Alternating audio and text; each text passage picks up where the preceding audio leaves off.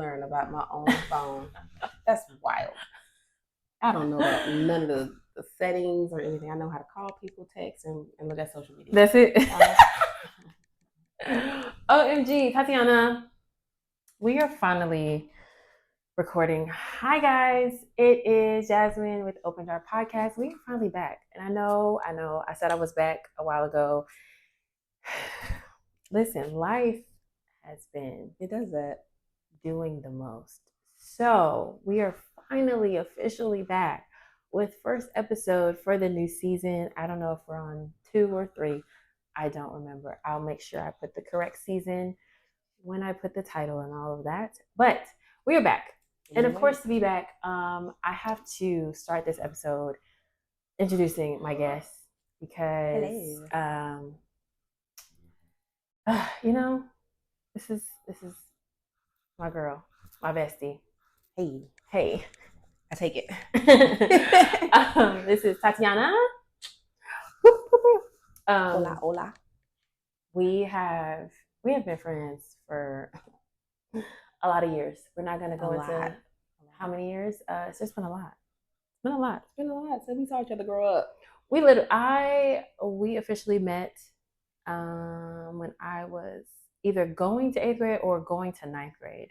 I can't remember if I was. I know I was still in middle school, but I can't remember if I was just going to 8th grade when we met. But I know, like, coming out and going. Or coming, yeah. I don't remember either. I can't remember, but it's a long time because now we're in our 30s, and so, yeah, kids, life, yeah. Hold on. Still pause for the coffee. Yeah, the coffee's. We are at none other than Canning Coffee in Apopka because it's really good. In this season, and moving forward, I will be doing my recordings inside of coffee shops because that's an element that I love. I love a good coffee, a good latte, a good tea. And I know some really good places in Orlando. So there are some great places here. We're going to make sure we enjoy those. So let's get into it, okay? Because why are we here? I briefly mentioned, I think when I first started coming back, like on social media, I'm like, hey, been through a lot. But I'm coming back and this is kind of why I've been gone. And then so much more happened. Like it was like getting on a raft in the ocean thinking you safe, and then a wave come over and wash the raft away, and you like, wait, no. I thought I was ready. I literally thought I was ready. So I thought it would be good to kind of talk about that with somebody that has been, like, you've seen me through so many seasons. We've seen each other through so many seasons, literally. And I realized more than anything, especially in the last few years, I realized how powerful it is to be in community.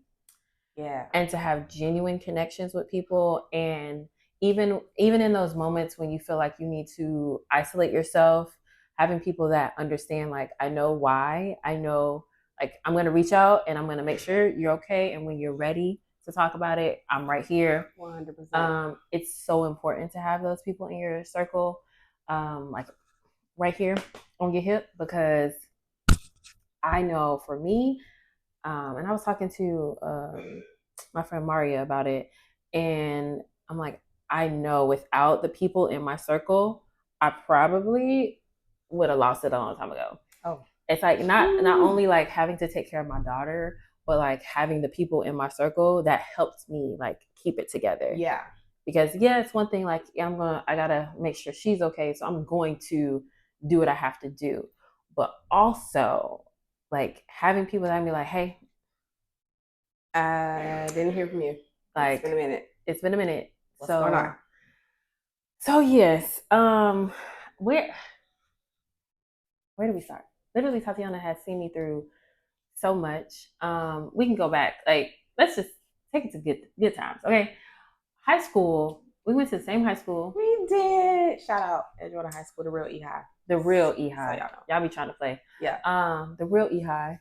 And we went to high school together, graduated. Mm-hmm. Both of us, she's 2 years older than me. So she finished school, went down to Miami, South Florida. And then while I was still in school, my photography teacher was like, "Did you know you can go to school for photography?" And I was like, "I had no idea." And I found out that there was a school in South Florida, an art school. So I went to South Florida with you. Crazy that we both ended up down there. Right. Like it wasn't even like it was planned. It was just like right. It just happened. There. And first of all, I just wanted to know that she's been taking pictures since forever. Like while we're in high school, I have pictures of myself that she was like, "We're gonna do a photo shot." The black and white ones. Yeah. Back when I was in the dark room. Why? The dark room. I love that time. I really did. You took some really good pictures. I have some very like intense photos from that. I know. Yeah. I remember that. Creative juices was always photography is not something she just picked up. Like she literally has loved being behind the lens since I've known her. So. Yeah. Literally. That's crazy. I've been forgetting. Sometimes I'll see like photos, like prints that I've done. I'm like, man. Yeah. I think I still got like 2 of mine, especially that I think it was like a black and white one. I think I was holding like a blanket or something. I'm like looking right into the lens, and I was like, "Ooh, that was actually pretty good." Long time. Yeah, long time. That's crazy. I saw recently. Side note.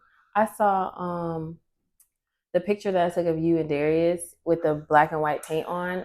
Oh my gosh, that. The one and we were like, "Oh," and it took me forever because I could not stop laughing. And I think like my eyes are like watering. Yes. I saw that the other day. That picture turned out so good. When we finally like pulled it together. It did. It was a good picture. I'll post that. Was pretty creative though. I remember you thinking about that whole like you had this whole vision. Idea. I think it was for a school project or something. I don't know why I did it, but it was great. Great. Anyways, fast forward. We went to school, finished, and both moved back to Orlando. We did. We even started doing real estate around the same time. We did because we were in class together. We both wanted the orientation. Time. Like, like you did this too. We started talking about it. It's like, oh yeah, I'm getting my real estate license. Me too, girl. How we like not even really thinking about it because I had already started doing real estate photography, and then I decided because after several years, people were like, "You should get your license." So I finally did, and we finally got the license at the same time. We were in 2 different schools. We didn't tell each other that we were getting the licenses like that. We were like, "Oh, we want to do it. We're probably gonna do it." Yeah, and then it was like done. Both passed on the first time. Yep. Walked in the orientation and was like, "Hey, girl. Hey, come on, sit together." That's been, was that 7 years ago now? Yep, 6 years. Then we got in 2018. Wow. I've been doing real estate a long time. Mm-hmm. You want to buy or sell a house, you got a great photographer and a great realtor. We got you. You're selling it, listing it, she's gonna list it, I'll take the photos. You're set, okay? You're set. Done. Yeah. Yeah, that's crazy. So we have done like literally those things. That was never like conversations that we had. But we were like walking this path at the same time. So fast forward, I mean, she knows whole family. My sisters. I think that's when, because of the fact that you are so close, you have seen like the grief as it started. Yeah. And it's just like, okay. I think first one was like, okay. Second one was like, okay. Yeah. Because it started with your brother. Yep. And you were kind of like, ugh. It was okay because, we weren't super close. Like, we're 19 years apart. So, which is crazy. My mama. Listen, I told Mom Pat, I was like, you a hero, because I can't ain't no way imagine I would be having kids for 19 years. For 19 years. Nope. The last one at 39. She had me at 39. She did that. Which is wild. Nope. I'm literally trying to be, if I'm going to have another one, it got to be a next like year or two. For real. Done. And be done. I'm really done. Yeah. I'm really done. Way before 39, because that's pushing it. But yes. So when Jamila passed, That was big. that was big because I even think about how close we all were. Like you, I've seen photos from us going to Bush Bush Gardens, because we was the Gardens. Hollow Scream. That was like That was that our was our annual thing. thing to do. All of us together. There's a picture of all of us. I think we were inside of a bathroom or something, or right outside somewhere, but it's a photo of Yeah. all of us. You, I think Mo was even there. All of my sisters. Like we spent quality time during high school and then after. Yeah. So to see that, and I remember at her service, you were singing, and I was just like, this is crazy. It was crazy. It was just crazy. Like I was not like that was hard to like compute. Like Yeah. no, no, because she just was such a free spirit. She was so much fun. Like that was the sister we wanted to go with when we was trying to be bad. Like, Yeah, do anything, anything mischievous. anything, You want to take us? anything. And it's not like we was doing nothing too crazy, but it's like she's like, down to go and yeah. do anything. I want to go shopping because rave was the place. Like, Jamila gonna take us to rave. Okay. Yeah. Yes, rave, Charlotte Russe, all them stores. Just we would easily be able to go with her and do anything. Yeah. Anything. So when she passed, I think that was the first time that I really understood like there is a grieving process. There is this thing. But again, I don't think at that time I really understood community as much. No. Because I never had to like lean on people, like be like, listen, like this is difficult. So I struggled a lot after she passed. And then in that time too, you were like newly married, I think. Were you married? I hadn't got married. You hadn't got married yet, but you were dating. Y'all were. I think y'all were. We had been together. Mm-hmm. Yeah, so it was kind of like he had became more of like your all encompass, because I know we didn't hang out as much, but we could. When we got together, at one point I was like, I'm coming over because I haven't seen you, and I remember y'all would come over every now and then. So I was like, because what we're not gonna do is take my best friend. Yeah, I need her. Yeah, I think it wasn't like it was intentional. Well, I don't know if it was intentional on his part. Yeah, but there wasn't a sense of like I wasn't as there with my friends. I did not hang out as much. And granted, we would go to lunch here and there. We still did our things, but it wasn't as much. Yeah. And after Jamila passed, I think that's when I started like, oh, death is a real thing. Like, and it can happen super close to you. It doesn't have to be like this distant relative that you don't really know. Like that's kind of what I felt with my brother because of we did not have that connection. I'm like, that's a distant relative in a sense. It's like I'm sad, but I'm okay. I'm okay. When she passed, I was like, oh, that hurt. That hurt for real, for real. And it was around Christmas time, so I was really like, my family was so big on around like Christmas Eve, the holidays. So when she passed around Christmas time, I was just like, it changed the dynamic of Christmas. It changed the dynamic of the holidays, but also it made me reevaluate like, okay, I actually need people around and I need to be reaching out. So after that, we did end up getting married the following year, but I started changing how I was like hanging out with people. I feel like after that, I started hanging out with people a lot more and reaching out a lot more. And then, have a daughter, and then fast forward, that relationship was like, it turned real fast. It turned so fast.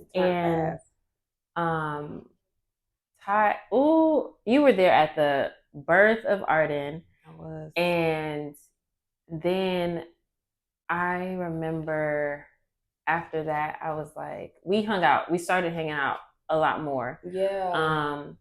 Because I would have have my mom watch Arden, and I'm like, okay, I just gotta get out. I just gotta get out of here. And then once the relationship really started to deteriorate, I was like, okay, I I need need my people. I need my people. And I really realized there is something about being able to truly call somebody and be like, I am not okay. I'm not okay. And I remember we would meet. It was like a session. It was Listen, like I had to get it out. Yes. You had to get it out because she was not the only one going through. I had my relationship struggles that I was going through. And it was like, because we were struggling, we would talk, but we never would go in depth until we got in front of each and then other. It's like, and then it was like, I gotta get it all out. And we would pour so much, but because we both understood where we were coming from, it didn't feel like I'm pouring too much on you or you're pouring too much on me. Like, we are equally allowing each other to feel all the feels right now, get it all out, because then we have to go back to these relationships and deal with it. And you need to feel supported in that. You need to feel like you are seen, you are heard, and you're not alone in it. Because I think that's the biggest thing. You feel like you by yourself. Yes. And you don't have an outlet. Yeah. And when it was like either bi-weekly or monthly, those sushi lunches became like, all right, what day is it? Because I'm ready. It's time. We are due. We are overdue. We need to put me on the schedule. What's your schedule looking like this week? I need you to set some time apart for me, please. Because we need it. And we would sit and get it all out. And you might leave. We both leave pissed off at the other partner. Like, if he don't get it together, I need him to step up. I'm coming over there. And right. I'm not playing. But then for me, my girl's still married. I'm like, he got his stuff together. He got it together. Because I still be ready to chop that neck. Don't play with me. Don't play with me about my friend. Okay. But for me, I had to go. Because it turned, and I have never put this, like, my friends know this, the people closest to me know this, but like, it got to a certain point where it was either me or him, or life or death. Like, it got to a point where, and it's not that it was like domestic violence, and I don't take that lightly. It's not that there was anything happening physically right then, but things were said, like actions that if you show me that your demeanor shifts to where it could go there, I'm not going to take that lightly. Right. And it shifted to where I felt like it could go there. And baby, at that point, Arden was like a year and a half. We don't need that. We don't need that. I had a dream, and that dream was not good. And then our therapist at the time that we were speaking to while we were going through, because basically it was the beginning of, what was that, 2020? Yeah, because 2020 the world locked down. So yes, 2020, that January, February, I was like, I don't think this is gonna work.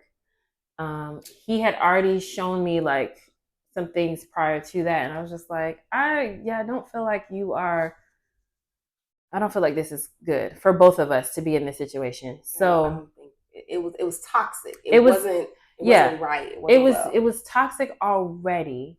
And then after I said that, and we actually started talking with a therapist, I was like, oh no, this behavior is not changing. Like, it's actually escalating. And he got to a point where he was like, there was this I don't know what, like a militia, I don't know what the man was. Oh, I remember that. I was like, girl, what? I was like he was going to the little events and stuff. I said, oh. He went to that one event. He asked if he could go, and I'm like, well, who am I to like stop you? Do I think you should go? Absolutely not. Oh my gosh, I forgot what they were called. But at the time, it was like getting real. They was getting a lot of press, a lot of stuff. That man, I think, is in jail now, the leader of it. Right. But if y'all remember, if you were paying attention in 2020, there was a point and I wish I Oh, he could was an remember. extremist, and I cannot. He was a black extremist, and the group of people, they marched to Atlanta. They rode up Yeah. there to Atlanta, and they went to the Triple K house building, whatever it's called, to their headquarters, something. They went there, and it was like thousands of people. It was. I remember with that. they had their weapons out. They did all. My ex was a part of that, and mind you, Arden was less, maybe just a year old when this happened. So I'm still very much like in this new phase of being a mom, and you done up and went somewhere for a weekend and then came back, and like, yes, everything was fine, nothing crazy happened, but that showed the mindset for me. It showed that his mindset had shifted drastically from when we first met to getting to know each other to first even getting married to that year of us like having her and then adjusting to new parent life. So different when she first was born. Like it was like Yes. he was. I was like, oh, he's gonna be a great father. He's gonna. This is his little tribe. He's gonna protect them. He's gonna handle it. Yeah. And then he would call, and I'm like, oh, like what? Oh yeah, because he's ex-military, so you're like, oh, you're gonna very protective mode. No, it's like it was, but it was like not. Yeah, at the same time, it was right. Not. Yeah, because I feel as though it's more like dangerous. Like at any point, the protection of protecting this household can go against the people in this household. Right. Like very quickly. If not with me. Yes. Like if because it would jump on defense. Like, yes. I don't know. Yeah. I don't want to say. I don't want to. There was one time during that year process after I had Arden where we had went to one of his friends like birthday parties, and I remember it was definitely during this time. So I'm like, that's crazy. When I think back, we had went to a birthday party. My mom was watching Arden, and we were on our way home. An exchange happened while we were it was like at Dave and Buster's or something, one of them parks out there. And something happened between us where we had a disagreement. No biggie, no problem. But we're on our way home. I drove that night, and he hit my dashboard so hard that it cracked my windshield. And I was like, oh no. When I tell you I went off, I remember going off because I would never treat his stuff like that. He wouldn't even let me drive his car. So I'm like, I would never do anything like this. I was pissed. But I'm like, that showed me something is changing. Your attitude and your demeanor is changing. And I am not about to be where you hitting my dashboard turned into you hitting me. Because baby, no. Yeah. Baby, no. So we fast forward, that whole thing happens with the militia people, and then we keep going. And then the therapist that we were speaking to during this process, mind you, that was from February to maybe August that we talked to her. Because in August, I was like, yeah, no. I think we have reached our time. And you tried though. I tried. Remember you being like, I'm trying. I actually wanted to work. Like it wasn't like you was just like, I don't know. No. You really wanted to make it work. Yeah. Yeah, like you wanted to have a family. Because who goes into, we had been together, by the end of it, we've been together for 10 years. Yeah, it was a long time. A long time. Who goes into, prior to this, it's not like I was big on like, I want to have so many kids. No, that wasn't my thing. So I now have a child with you. I'm not going into this like, oh, we're going to get a divorce. No, because babe, who wants to be a single parent? I'm in this with you. That's what the thought process was. Because we really, was like, I don't even know if that's what I want to do in the beginning. Like college is like, I like having a boyfriend, but I don't know. I don't know. That's a lot. It's a lot. But the fact that we're now in this, I want to be here. I don't want to leave this. I want to keep it. I want it to stay. But it's like, at a certain point, your sanity, your peace, and your safety are they're very important. Very important. And if one of those, mainly your safety, is in jeopardy, it's time to go. You can't do that. It's time to go. Yeah. Because you can't risk that at any point that safety is now, it's in dire need of a change. Like, it's serious concern. Yeah. And I felt like I was closely approaching that. Because once I said that I don't think this is working, when I tell you there was a shift, babes, there was a shift. Walk on eggshells around here. It really, oh my gosh. I remember the first time after that, it was one, I set it on like a weekend, and he was like, okay, we gave the time frame of how long it was going to take. We looked over the paperwork. He was like, okay, so when are you going to get these papers signed? I was like, I thought there was no rush. Like, at first he was like, there's no rush to like get through this process, but now you want me to get these things signed ASAP. At the same time was telling his family and his parents, oh, don't like rush her, don't ask, like, don't question her about her decision. She's made up her mind. So you're making it seem like it's like all on me, like you don't care, no way. Like, I was just like, wait a minute, you over here rushing me now. Yeah. But you're telling them, oh, like it's like, yeah. I was like, okay, all right, let's get this done. Let's get this done. That part happened, and then you see this steady decline from August. I left in November. From August to November, babes, I saw a completely different person. Wow. Again. From the different one that he already had. Yes. Yeah. I just remember you saying you had to get up out of there. You were like, I can't wait till it's finalized. I gotta go. I gotta go. Because I think at the time I was working with a buyer or a seller. I can't remember. But I knew I had a closing coming up. I knew I had a closing coming up in like November.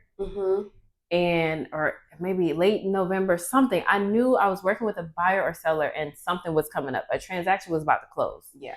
And I was trying to because it was taking some time, but they had made a decision. We were in those processes. So after that was August, September, October. So sometime in October is when I was like, okay, I probably should. I was trying to schedule things and set some things up, so I could move straight into my own place, versus having to go stay somewhere and do all of this. But I had no joints because in November I had been talking to the therapist. Although she was our couples therapist, she was like, since y'all are now separating, I can talk to y'all individually. Yeah. I was still, because I'm very much pro therapy, so I'm like, okay, fine. I was telling her some of the things that he was doing, and she was like, she told me one time, and this was like in the early parts of it, maybe like September-ish. She was like, okay, Jasmine, you need to be careful.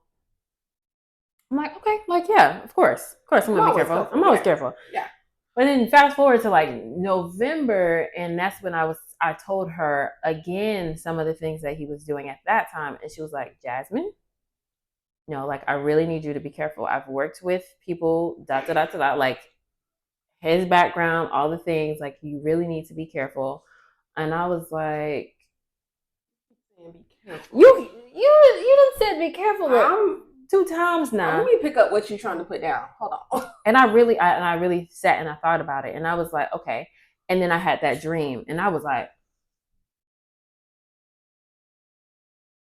it's time. It's time to go. Yeah.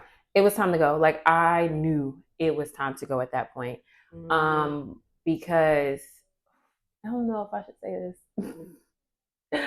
I don't know if I should say this. It tell exactly what was happening. But if y'all got something to say, if his family, if y'all see this, love y'all down. But I'm speaking my truth. So let me take a sip of this coffee. Oh, I remember telling my sister, Mandy about it, and she was just like the the quickness that she came to help me move my stuff. I know. I know. And we Because you was moved. out of there so fast. Like, I think I called you one day, and maybe like 2 days later, you were like, oh, yeah, I'm I'm out. in. I was And then staying in an Airbnb. you were staying in an Airbnb, and it was kind of like far away, like you needed to. And I was like, well, why Yeah, so far? But, there were things there were things. that, yeah. So, and I'm not a fighter. Like, I really am not. Like, that's not in my blood. I've never, literally, I'm 35. I ain't never been in a fight. The closest I think I came to a fight was with like my sister Jamela. Like, she hit me with a shoe and I bopped her behind back. Like, that's the closest. Okay. But that's like sisters fighting. Right. Closest. That's not me. But this particular, over the course from August to November, at some point, I can't remember exactly when, but he had purchased a pocket knife. And mind you, this is somebody that has. I hated this story, but go ahead. I hate the story. This is somebody that ex-military, so they have tons of weapons. I have never, up until this particular segment, did I feel like I was at risk. Mm-hmm. For any of like this being used on me until these particular months. After I said I was out of there. He had purchased a pocket knife and preface this by saying he also started cleaning his weapons out while the kids were like playing. So that was another thing that one of them like noted, and I like you shouldn't do that. You don't have to do that. I understand you want to teach safety so that kids understand. However, our toddler was, crawling around. Like, there's certain things like you just shouldn't do. So after August, he purchased a pocket knife and he started sitting like on the edge of sitting in the corner of the couch watching TV, and he would just flick it open and close. And I'm like, okay, that's a little weird. Like, why? Why are you just sitting there flicking it like that? What are you thinking about? Yeah. What was he watching?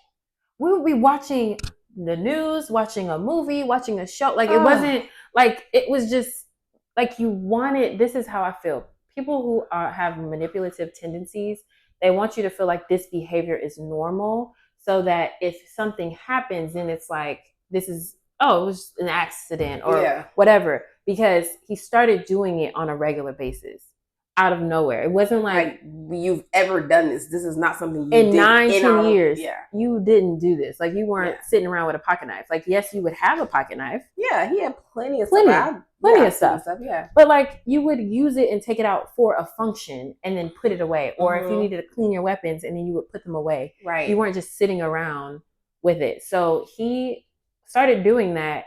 And then fast forward to coming like into November, like early November, we were sitting around. Arden was playing during the week. His, Junior wasn't over there, so we were just sitting around playing. I wanted to go take a shower. Arden was there on the floor, and I picked her up and I was like, "Here you go," because he would not get to her level ever to play with her. It was rare that he would come home from work and then actually, you clean up and go sit down and play with. No, he wouldn't do that. So I picked her up, gave her to him. She immediately started crying. She did not want to stay with him. And I've already started walking away because I'm like, okay, you can do it. Like, it's okay.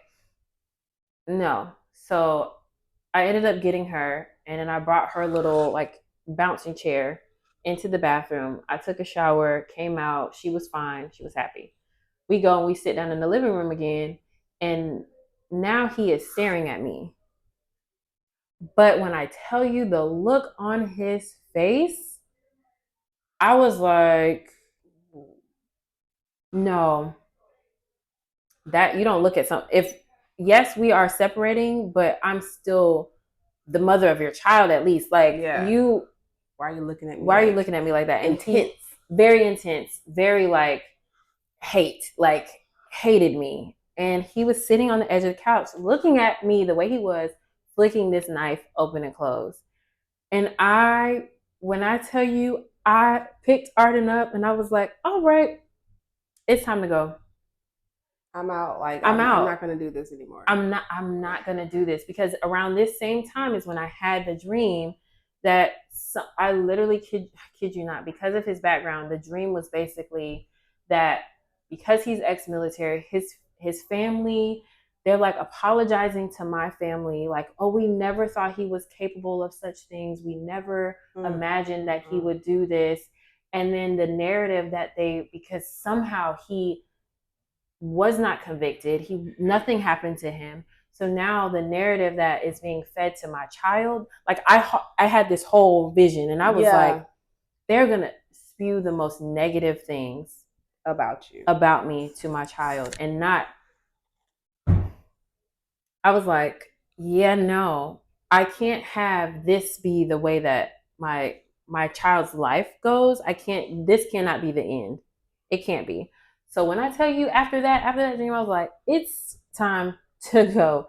I contacted a couple people, and there was a couple people that helped, and I'm so grateful for the people that helped me out in that moment, because I needed to I needed to get a storage unit. I needed to be up. I got out of there in a day. Within a matter of hours, my sister and I packed up our stuff, and I took the essentials. Yeah. I took the essentials, put what I needed to put in storage, and me and Mandy like got up out of there. Yeah. I remember asking him, I was like, what was he doing? Why y'all doing He was that? at work. Okay. Yeah. He was at work. Yeah. Because the next like morning or something, right? Yeah. It was like, as soon as he went to work, I dropped Arden off to my mom, and then we got to moving stuff. Moving. As much as we could, the essential items, because she was still in diapers. So I moved the diapers, I moved wipes, I moved whatever was necessary, her clothes at that time. I moved whatever I could move that I needed. I moved it that day. And I remember like the next evening or whatever, he sent me a message about having my sister in the room. Like, I remember that. Yeah, like you had people in the house, and I remember you having to like, you couldn't have nobody come there. I remember like the random times that we were allowed at the house. Like you were like, guys, just chill. We're gonna stay right here. We're not gonna, because he had cameras all over the house, and it felt you always felt like you're being watched in your own home. It's not like these are cameras genuinely for security. There weren't. Like it felt like you're being watched just to see what you're doing for no reason. Yeah. So that time was weird. To this day, I'd be like, yo, I really lived that life. You did. It was I know the couple of times I know me and Darius came, we were just like, if you felt it, a little awkward in here, but you know. And that was you and Darius came over like after I had Arden to visit, and I remember you felt it, and I'm just like, and I felt like if I felt bad for you, because I know it's like, dang, like I want my friends to feel welcomed, but wasn't quite like that. Not like it was before, because I've come to y'all place before, and it was, but something shifted. Yeah, something shifted, and I was just like, I don't know what this is, but I had to go. Then you were like, I'd just rather come. We'll just meet out like middle outings. That's what sucked, because now people can come. Like when I have my own place, like y'all come, chill, hang out. Vibe is so peaceful, so great. It feels so much more open and airy than it did. And no matter what color I put, because the colors in the house was very light, bright, and airy. Yeah, but it's a great house. Like,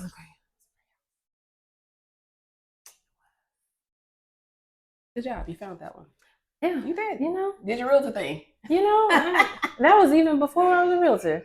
We found that house and flipped it, dipped it, did what we had to do. Girl, that was another moment of grief.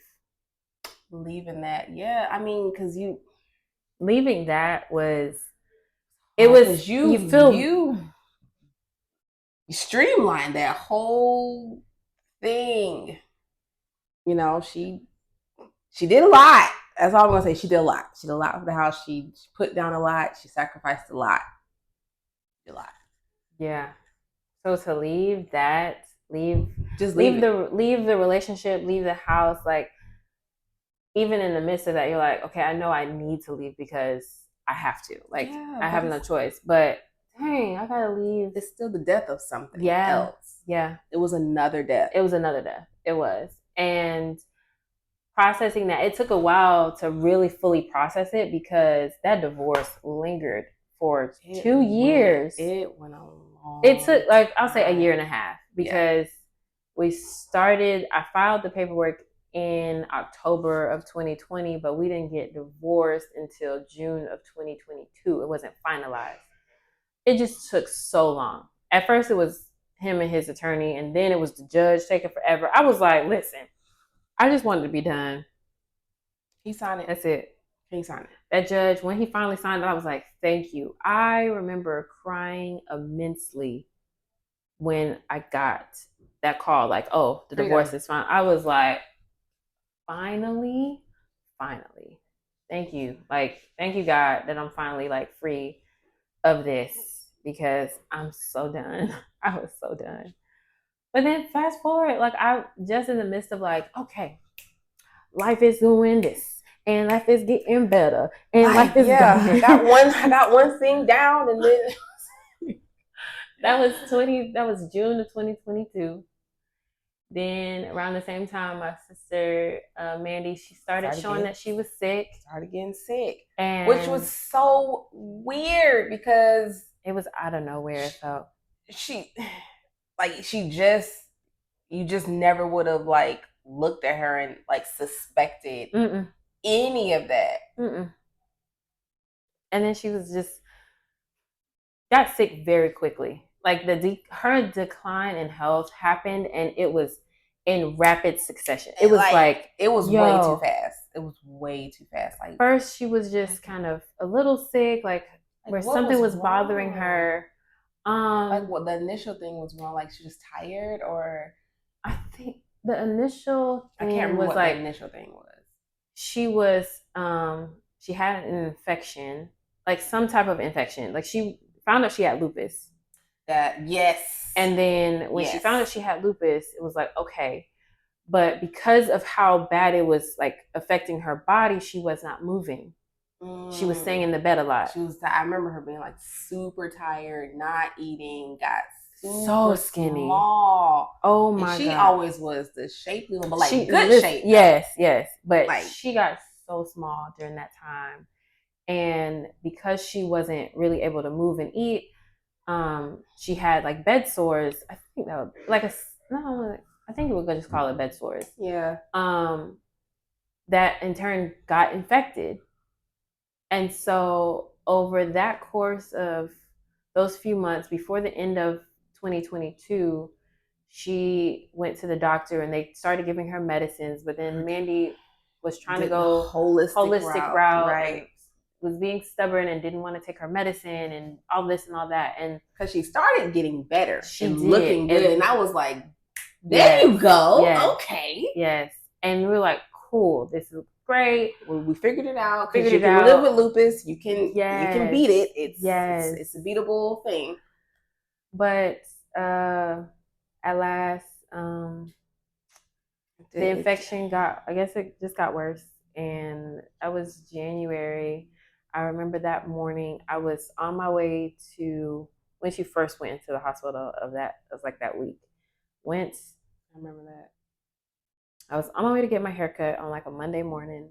I got a call from her friend, her best friend, and it's like because she was in the house with her that time because all three of you were gone. Because I was staying in my own house, but they were staying with Jen and Liz, and so I was on my way to do something, get my haircut, like I said, and then I got a call, and I was like, okay, well, I told her call the ambulance. Like I wouldn't get there in time to like really help. So call the ambulance.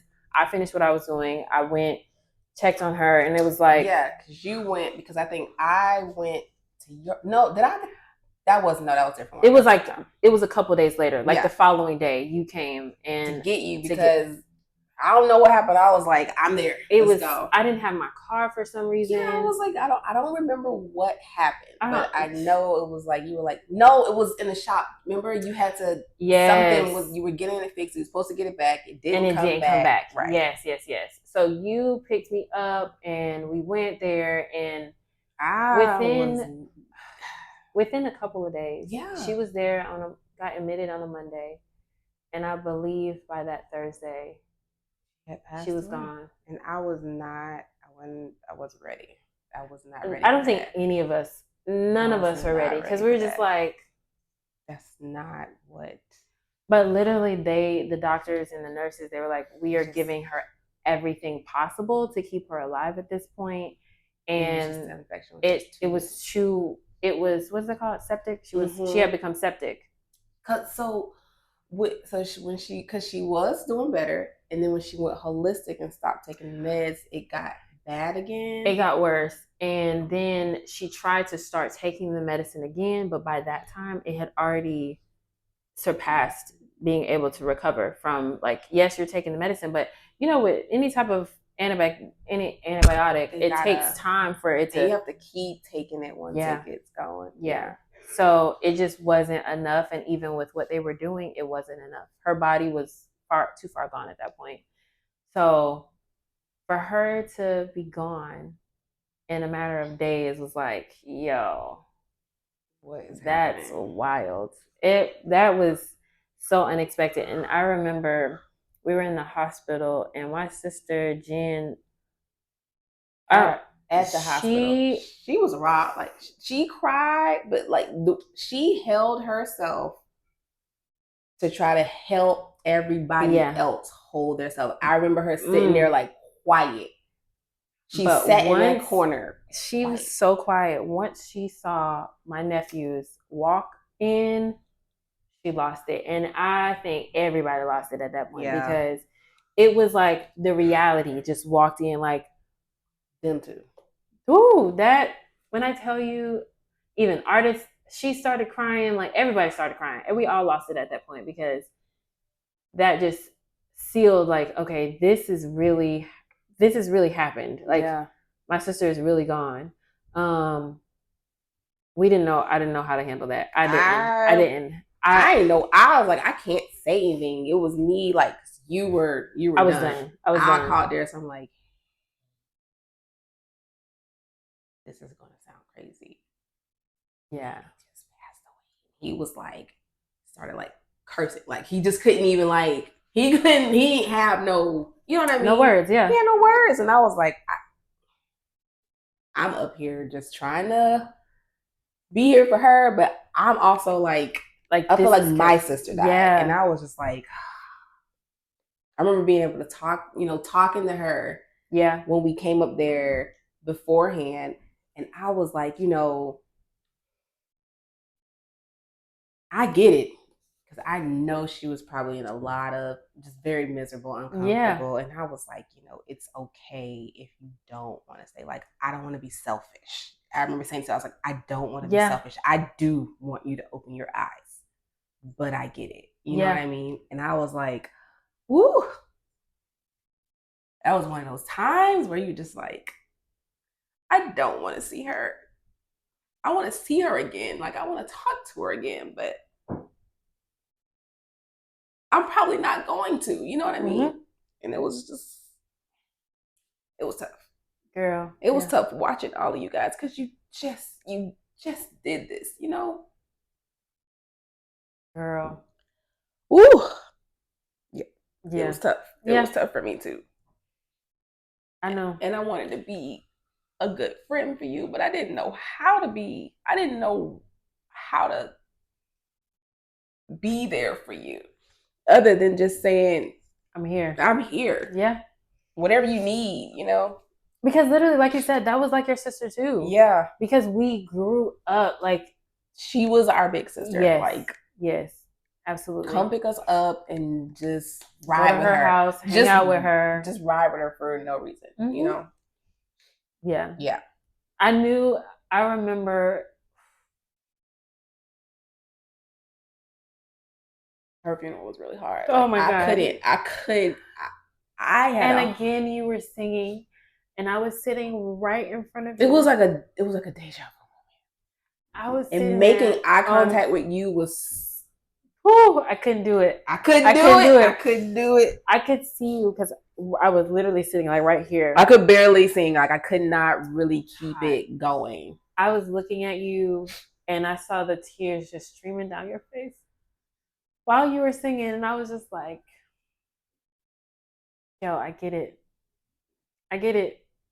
Because we come into this world all by ourselves, right? Yeah. But over our lifespan, we interact with so many people, and so many people are touched by our lives, by our existence, by the things that we do, the things that we share with them.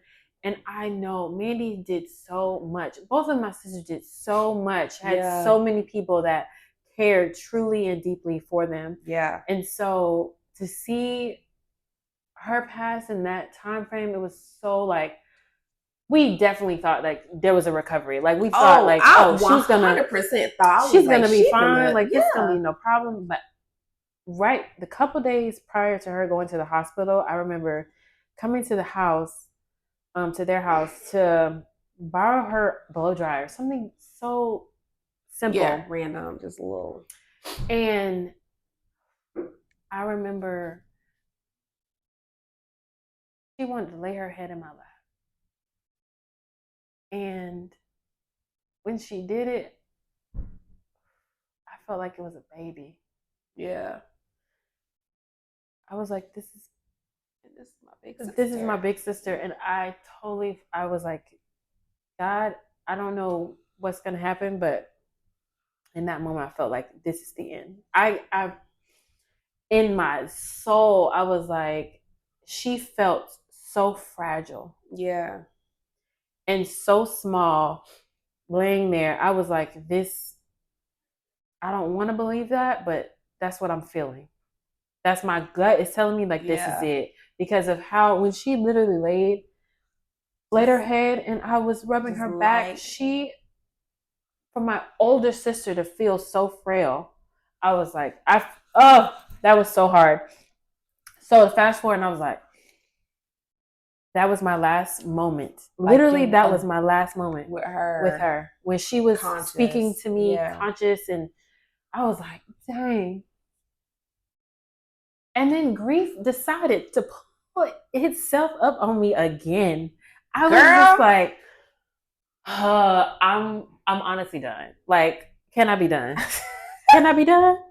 Please release me from your clutches. So the fast forward to a couple months, my mom is like, we're going, she started feeling a certain type of way. So we're just like, okay, let's go get some tests. Let's figure out what's going on. I remember y'all saying she just had a couple of little moments, and I was like, right, like, girl, no, that lady, you fine. So then we found out she had pancreatic cancer, and that was in March of last year. So we're talking about January, my sister passed. March, we found out my mom has cancer. We're just like, okay. That.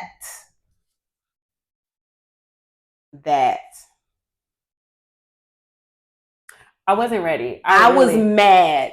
I'm gonna be honest. I was upset. Like I was just like, this is stupid. Like, no, like we just listen. The ground still, it ain't started even growing the good grass yet. Like, what are we doing? Yeah, no. So my mom, so March we found out. Mm-hmm. And then I remember seeing her like make it to, like, she was tired, but she was at Arden's birthday. Yeah. And I loved seeing her there, and I hated seeing her feel the way, because I knew she was feeling it. She was so tired. Oh my God. Because she had already started chemo. Yeah. And but she came. I could see it on her face. That's why I had to come hug. I was like, I love you. Like, let me let you know, because I'm still in shock from here, and then I'm feeling like this ain't going well. Yeah. we was like, oh, it went well. Oh no, she in the hospital. Oh, Yeah, she. I was like, it was this very is up and down yeah. because she prior to that in those few months that whole It like was so fast. it It went too fast. That's what that. It was like boom boom, and we here again, and it was like, golly, like we didn't even. she was in and out of the hospital several times. I remember even one of the times was like right around July 4th, which is, around my birthday. And I was Yes. like, she got out like the day before my birthday. And I was ready to be like, I'm shutting all this down. I don't want to do nothing. I don't want to do it. But it was like, just do something. I was like, okay, all right, fine, Yeah. fine. But it was so hard because I'm like, she just got out of the hospital. Like, yeah. I need her to be okay. I need her to be 100%. I need her to be 100%. I don't want to do this. Because I know I don't got it. I literally was like, I don't got it. You were dealing, because that house, by the way, she had a house at the time. She was renting a house. The house was horrible. I looked nice on paper. It did. It was a great house. It did. I had an issue. So we moved in August, end of August. And from the very beginning, we had issue after issue after issue. It was the maintenance. I was so fed up with that place. So fed up. Yeah. Because they were taking so long to fix stuff that was minor, like stuff that could be considered minor. But if you don't take care of it right away, then it escalates. So during that time, after my mom, we're still taking her to chemo treatments and doing this and doing that.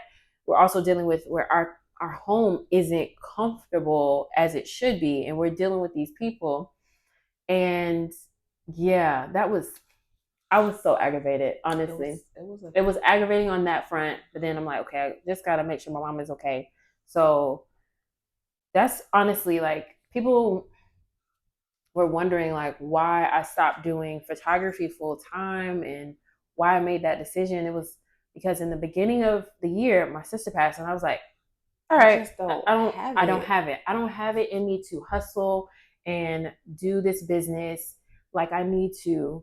I need something that's steady, that I can just clock in, clock out, and do this little job. That's what I needed. To, like, when I clock out, my brain can turn off because now I have this, that, and the third that I need to do. Because if you're an entrepreneur and you are doing where you have to hustle for your money, you can't really turn off, because at night when you don't have no clients, you thinking of ways to get new clients. You thinking of marketing. You're thinking of, okay, let me plan out what I'm gonna do with my day tomorrow if I don't have any clients. Because at some point, it's gonna be a little slow. And I did not have the energy to do that. And then that's finding my mom sick. And it was like that whole year was like, I can't be an entrepreneur full time. I don't have it in me. Yeah. I really don't. Yeah. So then you fast forward to, what was that? Like November. Mm-hmm. She had been in the hospital again.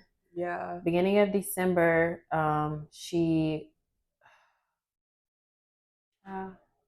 beginning of December, it was like one of them weekends, the first weekend in December. Both of my parents were like, I'm checking myself into the hospital tomorrow. And I was like, yeah, I remember that. You were on a struggle. Like, your voice was shaking when you called me. And I was like, what is wrong? And you were like, my mom's in the hospital. And my dad's in the hospital. I'm like, well, which one you going? Well, how you going? He was like, I'm going up here, and then I'm going to get on the road and go to Jacksonville tomorrow. And I was like, yes. It was like, what? I'm here. Do you need a riding partner? I didn't even know how to. I was grateful that like my sisters could be with my mom. Yeah. And make sure that somebody's checking on her. And then I was able to drive. Jen would come up there with me here and there, check on my dad. He needed surgery. He ended up having to get his, by January, he ended up getting his right leg partially amputated. That was a whole other thing. So I'm just she's an only child, by the way. So she has to. On my dad's side, it's like, it's just me. So I'm like, she's it. Like it falls on her. Facts. So I'm going up there to check on his house, check on his truck, check on him, make sure he's good, get stuff from his house to make sure that he has stuff at the hospital, make sure he has insurance cards, my gosh, all the things, like all the things. And then once he finished at the hospital, he went to a assisted like living And you facility, and gotta I facilitate all of that. You are the meanwhile, beneficiary. meanwhile, Yep. my mom is in the hospital, and she is for the first few weeks because she was in there for like a week. Mm-hmm. Then they discharged her, and she came home, and I was like, cool. But I did not. None of us felt like she should have been discharged, but she was. Mm-hmm. So a few days passed, and we're like on guard. When I tell you, watching. Because she's sleeping a lot. And that's not her. If you know my pet, she don't just. She had a napper and just sitting around, but don't. she had like her energy was so low at that point. So she was. That's when she was still back at my place, and we, at some point, she was like, "Will you sleep in the bed with me?" And I was like, "Oh, okay." But then she changed her mind. Like she was just like, "Just stay with me for a while." So I was laying in the bed with her, and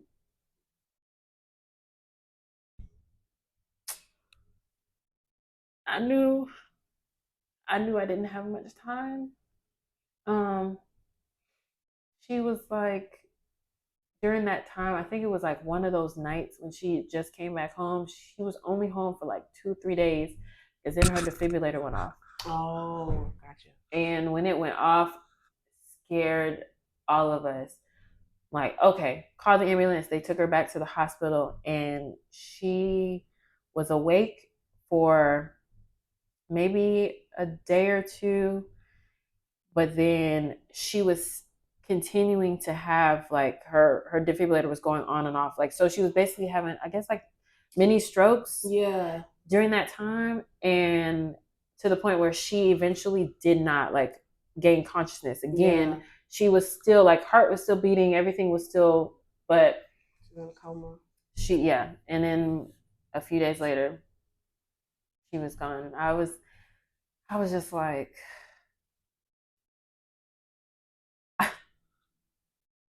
I remember texting a couple.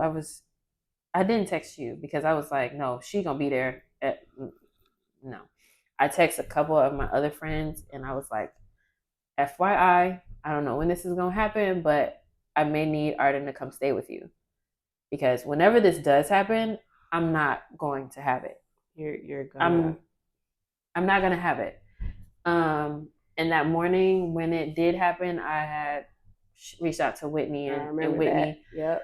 So she went over there to Whitney's house, and I was very, very grateful that Whitney watched her for a couple of days. But then her son was kind of sick, so she was like, I don't want Arden to get sick. So a couple of days after Arden did come home, but that gave me like 2 days to just really just process. Yeah. And I was ready to go, like, just let me just go somewhere. I just want to leave. I just want to not be here. Like, just take me to some kind of little somewhere. They call those little retreat. Retreat cabins in the I woods. need to go somewhere. So it's quiet. All I hear is a waterfall. That's it. But that wasn't the case. So I just had to take those 2 days and process what I need to process. And I think that's when I cut my hair off again. Everything I've been going through stuff. Like when I cut my hair off, it's usually for a reason. Most times it's for a reason, and that time it was death. I was like, chop it off. Something got to get off me. Something got it was too heavy. Something had to go. But then that was with less than a year. Way less. It was way less. They were very January, close. December. Yeah, it was within 2023. I lost again 2 family members. To this day, I'm like, girl, how did you mean it? We're just in 2024.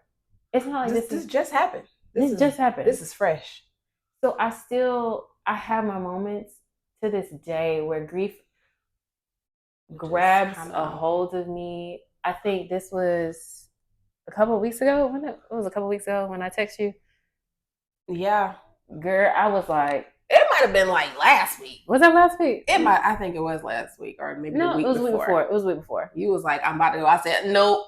No. She literally was like, I'm about to go ghost. And I was like, wait, hold on. Let me wait. Give me your location.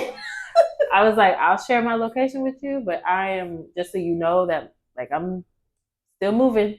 I'm still here. And I was like, where's Arden? Give me my child. But I put my phone on D&D and I was like, I just can't. You had to have a moment.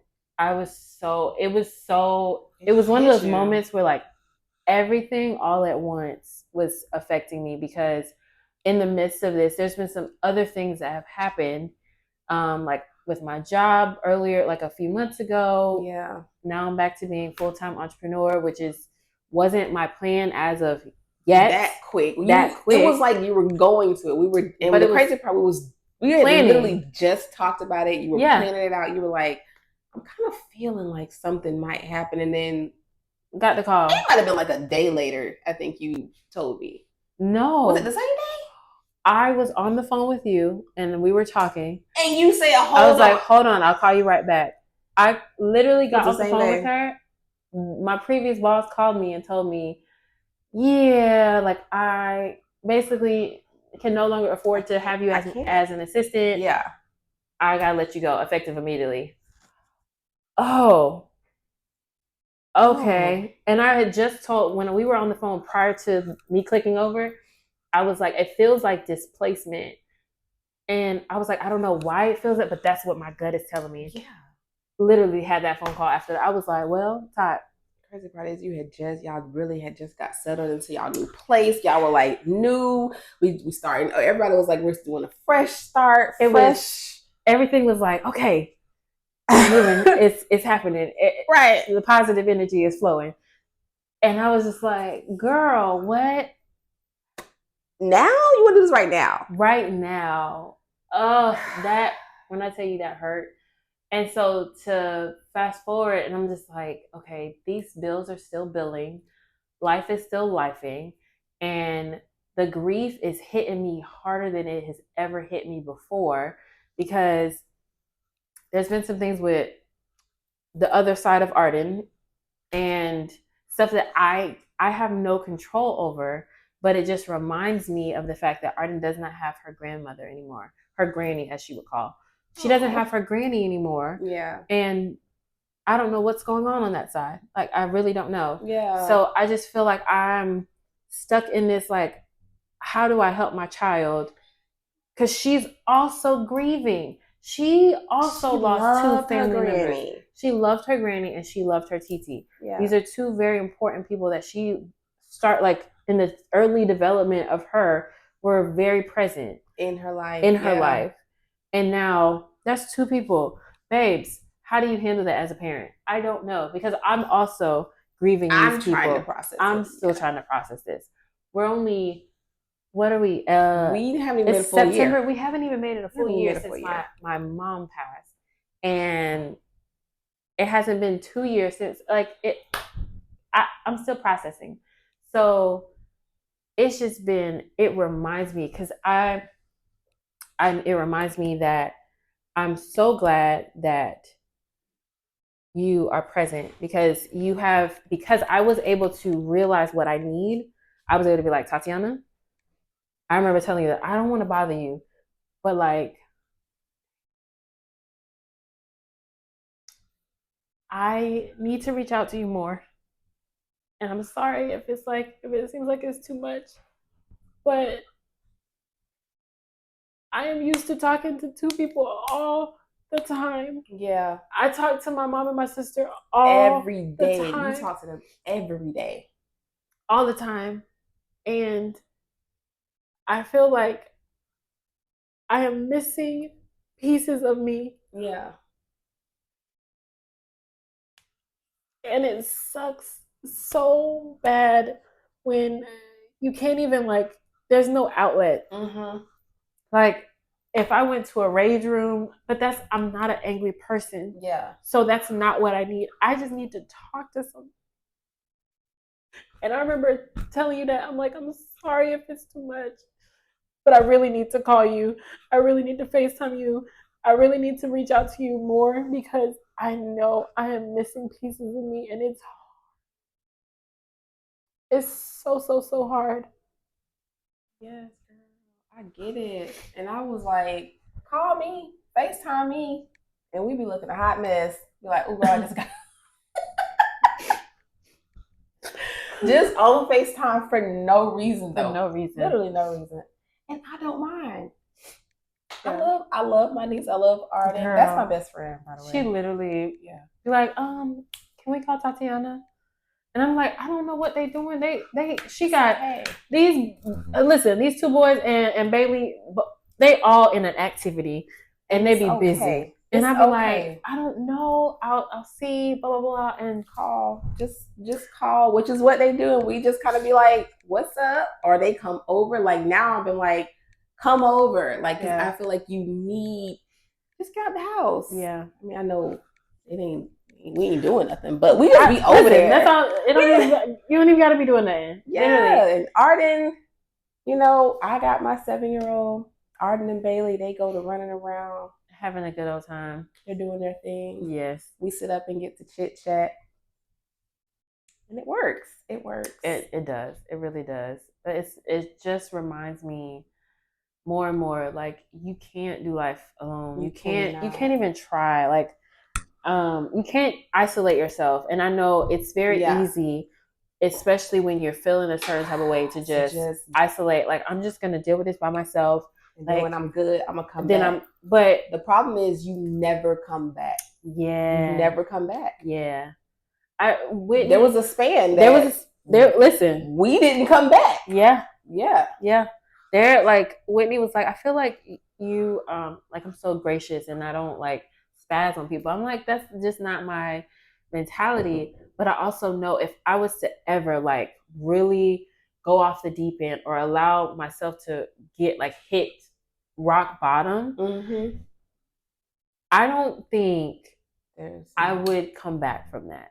Yeah. I really don't think I would come back from it. Like, mentally, emotionally, spiritually, I don't ever think I would come back from that. And that's why I have to keep myself, like, I'm able to read myself a little bit more these days and be like, no, I'm heading a little going down. I'm going like depression trying to like take over. I need to like let me find a way. Recognizing your depression, like those signs that's like, okay, when you can recognize that, it's so important. And that's, you know, me too, recognizing that in myself, which I'll be like, let me call Jasmine and just kind of like be on the phone because I'm feeling like I want to recluse. Like I feel like I'm trying to bring it all in. Like, and we are both very, very guilty of that. Very much guilty. So like girl, I know I'll see you in a couple months. Right.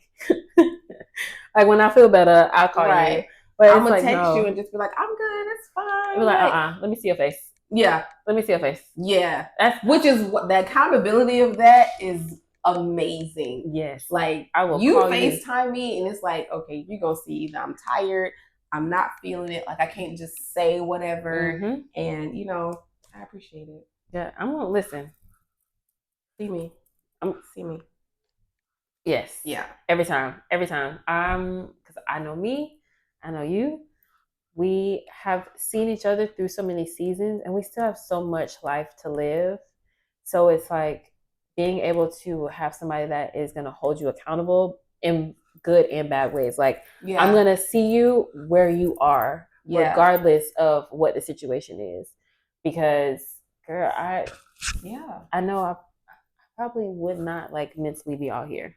I know. I wouldn't. I know I wouldn't. Like 100%. Without a shadow of a doubt. I know I would not be sane without you and my very small, and my circle's like this small. It's gotten smaller. It's really gotten smaller over the years. Yeah. Yeah. I just, you know, I just sometimes need those people that can lift me up, but also be like, hey, don't do that. Or you need to do more of that. Why aren't you doing that? You know what I mean?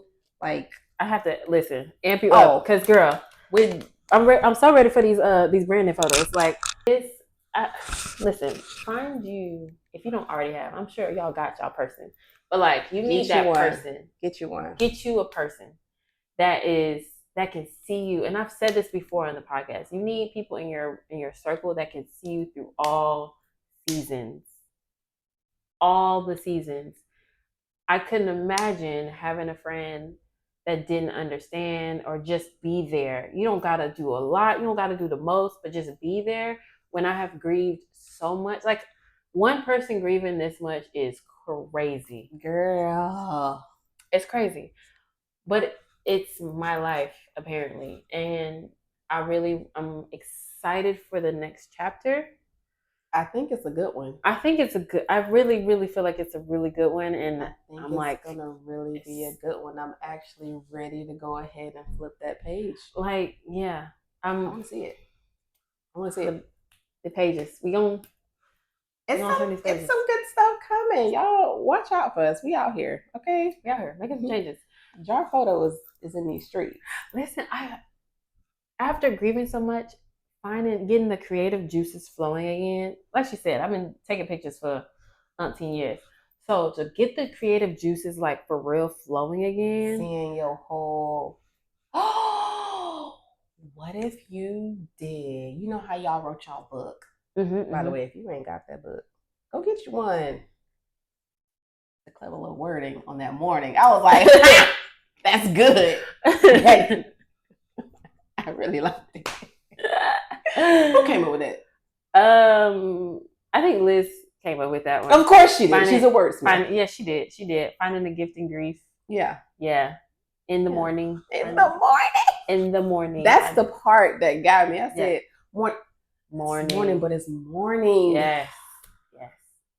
It's playing on words. Yeah, I love it. But what if you community? And I'm not talking about, being out there for everybody and all the people. No.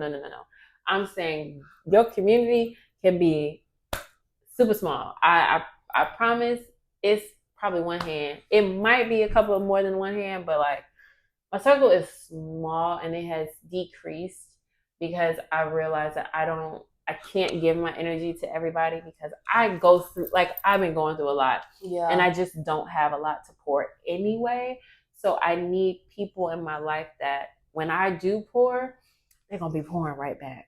And needed to be an exchange of like positive energy. Yeah. Just recognize what I need in that moment. Like somebody who knows you well enough to be like, okay, she don't need me to be a yes corner today. She actually need me to be like her, like solid rock and like build her up. Or, ooh, sis had a long day. You know what? We finna best go out and like just have a good time. Let's just take our mind off of this for a second and just exist right here. Like you need that person that can, relate to you and recognize that. Because like I say it like I can be in somebody's photo and I don't look like what I've been through. So don't take it as though I'm not going through. So somebody that's gonna be, you look good, but I feel your energy. I see beyond that. I see beyond and I see into you that you're not all the way there. But I'm gonna stand right here with you. And we'll do another one of these with Darius because I need to get Darius. He got gems. He be dropping gems. He do. He definitely be seeing through us. We sit down, he be like, Like first word, I ain't even said nothing yet. One time he texted me out of the most random time. Girl, did it make you break? And I was like, I'm actually going through it. I actually am going through it right now. Yeah. He did that to me too. I was like, you got cameras in the house? Like, cause why you know I'm cracking right now? Like, why? I love you, friend. Love you. All right, y'all. I will see y'all in the next episode. Thank you so much for watching.